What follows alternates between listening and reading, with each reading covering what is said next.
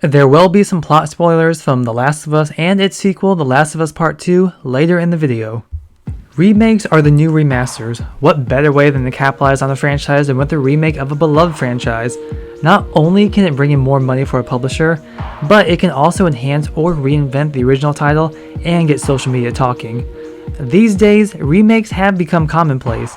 Whether it's to resurrect a neglected franchise or to improve on an original due to limitation technology, remakes have various purposes, and it could be said that remakes are successful simply because of nostalgia. That feeling that makes us feel good and reminisce on happier times. We want to see these classic titles on modern platforms, and because most people get rid of their previous generations of consoles, they have no way of playing them without dishing out the cash for older, used systems and costly games that keep going up in price. In some cases, remakes are going a bit overboard, like the upcoming The Last of Us remake. Finally confirmed after months of rumors and speculation, The Last of Us Part 1 is set to hit the PlayStation 5 in September, with a PC version coming later. The original Last of Us surprised everyone and is considered one of the best games on the PlayStation 3.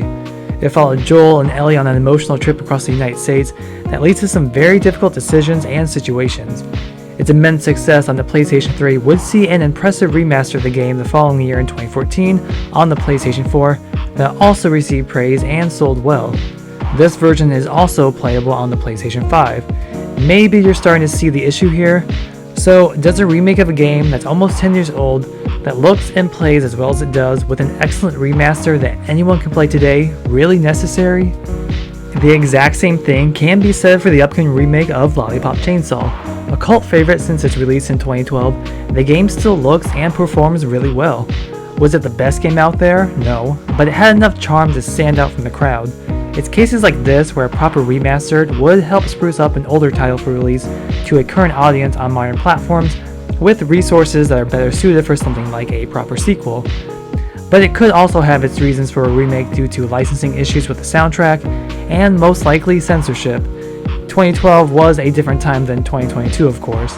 Remakes are a tricky subject. On one hand, they make sense. As time passes, technology gets better, graphics become smoother and more photorealistic, a wide range of emotions can be shown on characters, movements become like silk, and environments grow larger with more detail, even to the smallest object. The further we go in console generations, the better graphics and gameplay become. What is possible now wasn't so 20 plus years ago. Remakes can be a way for developers to reach a new audience while giving a familiar audience a familiar and fresh experience. Sometimes this is through a one-on-one remake that is almost identical but may include some new minor additions, and then sometimes remakes are more of a reimagining. The same story overall, but may include new gameplay mechanics, characters, tones, or plot elements.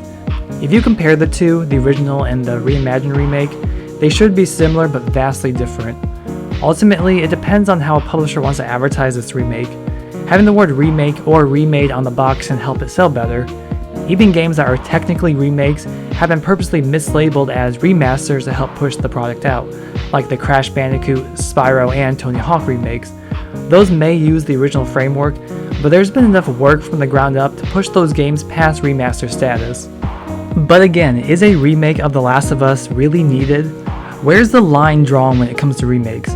How old does a game have to be worthy of a remake? It makes sense for games that were on the original PlayStation and the PlayStation 2, even some early games on the PlayStation 3 to receive the remake treatment. But even with the PlayStation 2 and PlayStation 3, I believe it's a case-by-case basis. How can this game be significantly enhanced by a remake that a remaster won't solve? Look at Uncharted: The Nathan Drake Collection.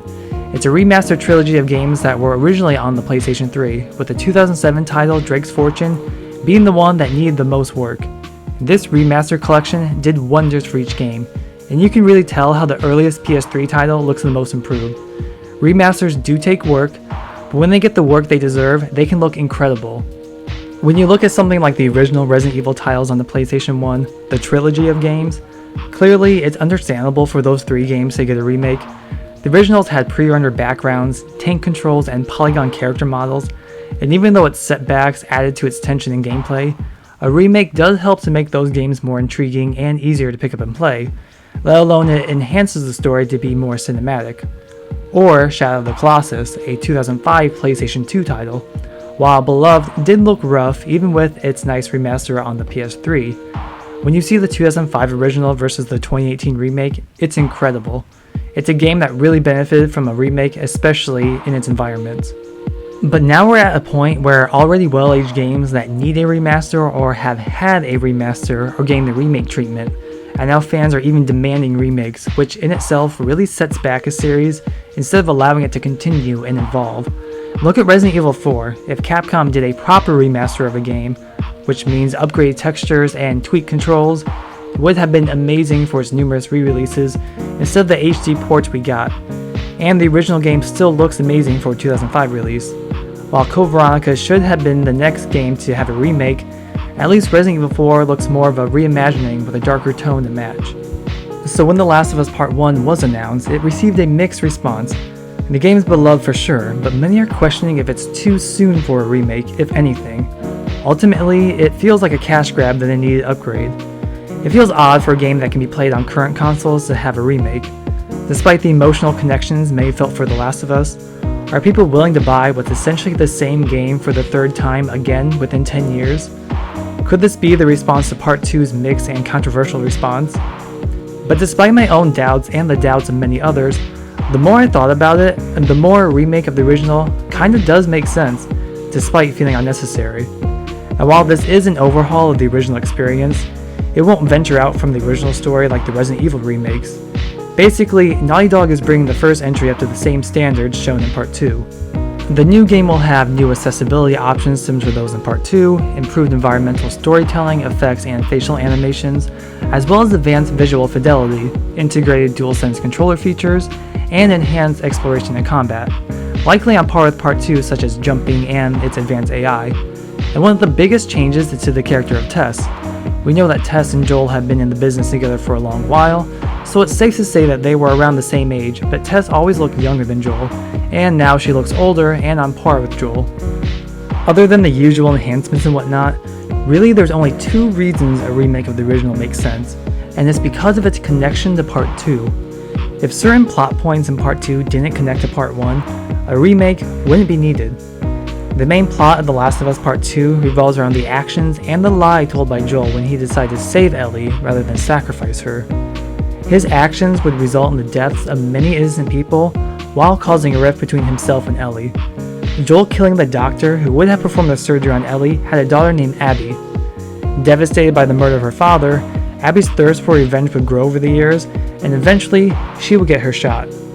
So if you compare Abby's father in Part 2 to the doctor in the original game, the character models are vastly different.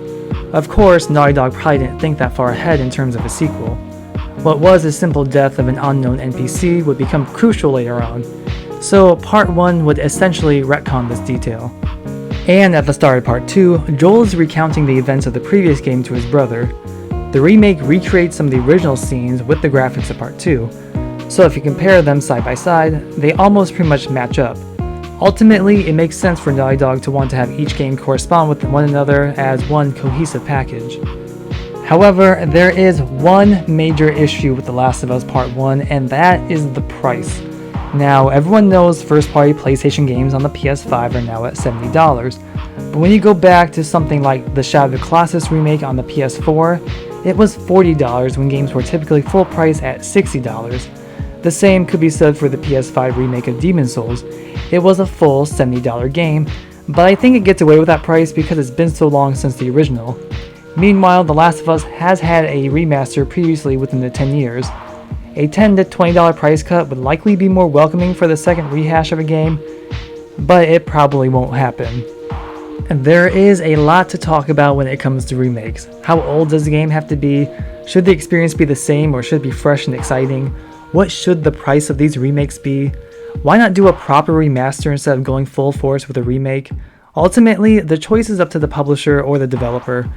But we also shouldn't let remakes prevent a series from moving forward. I can't be the only one who would have preferred a Dead Space 4 instead of a remake of the original. Let me know your thoughts on remakes in the comments, and if you believe The Last of Us Part 1 makes sense to you. Please like and subscribe for future content.